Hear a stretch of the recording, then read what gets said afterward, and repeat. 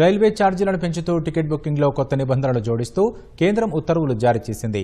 ఈ అర్ధరాత్రి నుంచి కొత్త రైల్వే ఛార్జీలు టికెట్ బుకింగ్లో అమలులోకి వస్తాయని రైల్వే శాఖ వెల్లడించింది. సెకండ్ క్లాస్ ఆర్డినరీకి 500 కిలోమీటర్ల వరకు సాధారణ ఛార్జీలే ఉండనున్నాయి. 501 నుంచి 1500 కిలోమీటర్ల వరకు టికెట్పై ₹5, 1500 నుంచి 2500 కిలోమీటర్ల వరకు ₹10, 2501 నుంచి 3000 కిలోమీటర్ల వరకు టికెట్పై ₹15 చొప్పున పెంచినట్లు ఉత్తర్వుల్లో రైల్వే శాఖ పేర్కొంది.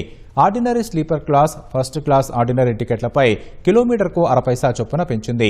మెయిల్ లేదా ఎక్స్ప్రెస్ రైళ్లలో నాన్ ఏసీ తరగతులపై 1 పైసా, అన్ని ఏసీ తరగతులపై కిలోమీటర్కు 2 పైసల చొప్పున పెంచుతున్నట్లు రైల్వే శాఖ తెలిపింది. రిజర్వేషన్ ఛార్జ్, సూపర్ ఫాస్ట్ సర్ఛార్జీల్లో మాత్రం మార్పు ఉండదని స్పష్టం చేసింది. ఇప్పటికే రిజర్వేషన్ చేసిన టికెట్లకు పెంచిన ఛార్జీలు అమలు కావని తెలిపింది. తత్కాల్ టికెట్ల బుకింగ్కు ఆధార్ను తప్పనిసరి చేసిన రైల్వే శాఖ జూలై 1 నుంచి అమల్లోకి తీసుకురావాలంటూ అన్ని జోన్ల మేనేజర్లకు సర్క్యులర్ జారీ చేసింది. దీంతో ఈ అర్ధరాత్రి 12 గంటల నుంచి పెంచిన రైల్వే ఛార్జీలు అమల్లోకి రానున్నాయి.